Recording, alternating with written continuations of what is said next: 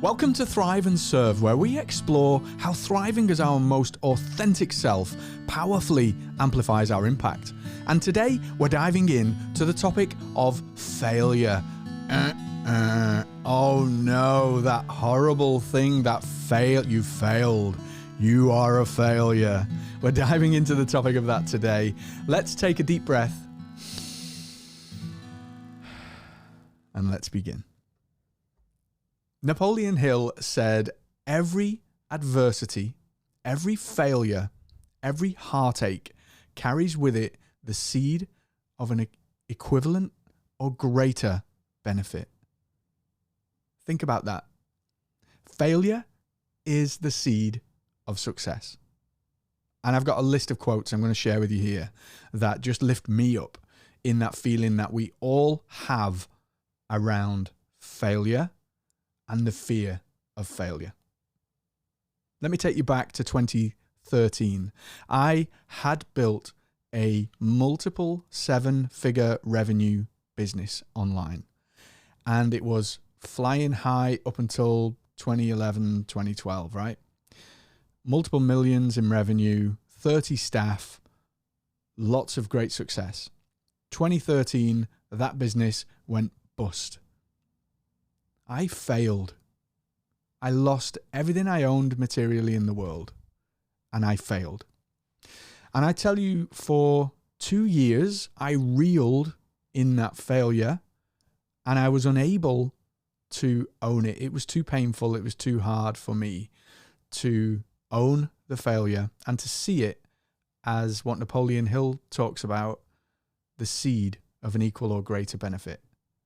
For those 2 years, I would reluctantly, in fact, no, I'm lying here. I wouldn't even reluctantly, I would not talk about it. I would be in potential client conversations and I would gladly share, yes, I've built a business to 4 million in turnover.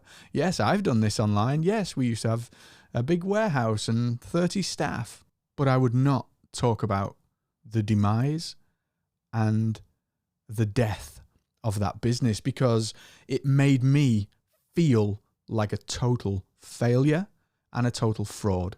Who am I to advise you on how to grow a business when mine went to the wall? Who am I to do that?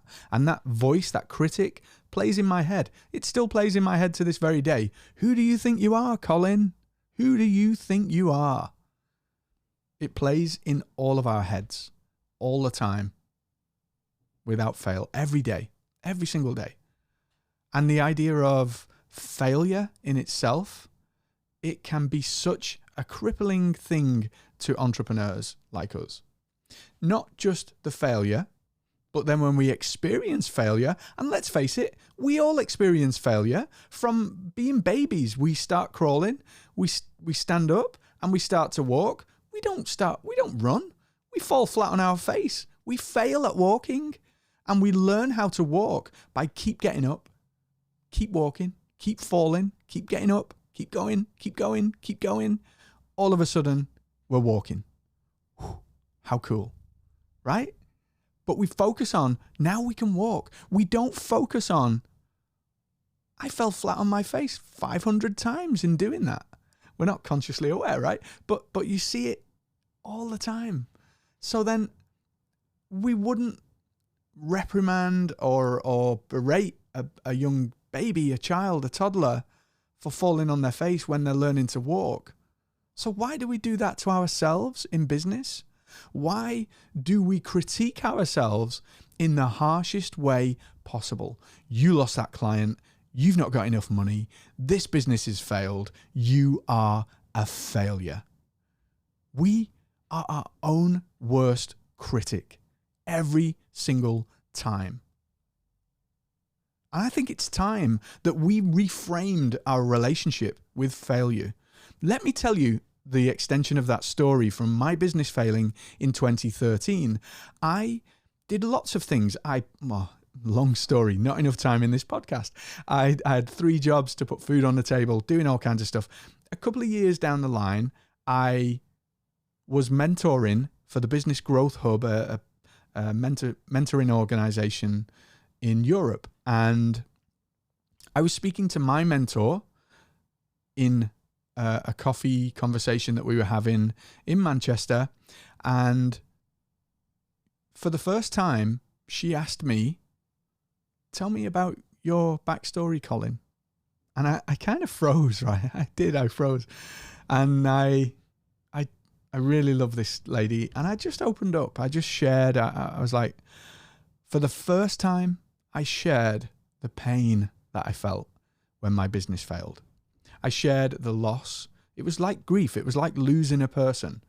And I shared how hurt I felt and how raw the wound still was. And I was telling her this, and I was feeling it. And I was crying as I was sharing my story. And, you know, the pain of losing that business, it was not just for me. It was more for the 30 people that were relying on me to pay their mortgages and feed their children. And that, I'm feeling it now, just sharing it with you, right? That was the real thing that I struggled to process and to come to terms with. And I just shared this with her, and I was like, you know, I feel like a total fraud and a total failure. And I looked up, and she was crying. She was crying genuine tears, and she like reached out, held my hand, and said, look, you need to share this story, Colin, because the pain that you've been through is the pain that we all go through, and we continue to go through every day. And that moment, that conversation, I'll be eternally grateful to her. That conversation was when things turned a corner for me. And rather than going into potential client calls saying, yeah, I've built a business to 4 million, I was able, and I wasn't able for the 2 years that led up to this, right? But I was able to say, hey, yeah, I built a business to 4 million. It went bust. I lost everything. And then people all of a sudden are going, oh, tell me about that. tell me about that. Oh, well, in the aftermath, I did this, I did that. And that was the part that, strangely, that was the part that magnetized me to potential clients. And here was I hiding away from the fact because I thought it made me look small, it made me look insignificant, and it made me look incompetent. I equated failure with incompetence. Do we tell our toddlers that they are incompetent when they can't walk straight away, when they're crawling? My grandson, he's 7-8 months now, and he's just starting to crawl across the carpet. It's magical. And his arms aren't quite strong enough. And he falls, his arms like buckle, and he falls and he bangs his little face into the carpet and he'll cry. And then he just gets up and he's smiling again and he's crawling. He's crawling across the rug. So we're not going to go, oh, you know, and focus on the fact that his arms weren't strong enough and he fell on the floor, fell on his face. Why would we do that? Why we would never consider or contemplate that with a child. So why do we do it to ourselves every single day? And so I share my experience in the hope that it will help you in yours. Because that fear of failure, that sense of failure being bad, being negative, being the wrong thing, I can tell you right now that business failing, even that word, right? That business failing was the making of me as a human being. Because in the aftermath of that failure, I went on such a journey down to rock bottom and then a bit further just when I thought I couldn't. But then I came up on the other side, you know. I discovered who I am. I discovered that I have emotions. I discovered that I'm actually in here. I'm a conscious being inside here having this experience. I became awake. I became aware. I became consciously aware in the aftermath. And so because of that experience, I am the person that I am today. And so this is what Napoleon Hill means when he says that every adversity and every failure brings with it the seed of an equal or greater benefit. The saying, right? We've all heard it. Every cloud has a silver lining. And so it's about looking at what that silver lining is. How can we take this as a lesson? I've studied Brazilian Jiu-Jitsu for almost 10 years now. And in Brazilian Jiu-Jitsu, it's a grappling martial art, right? So we we fight each other, mostly on the ground, trying to like choke each other, break each other's limbs.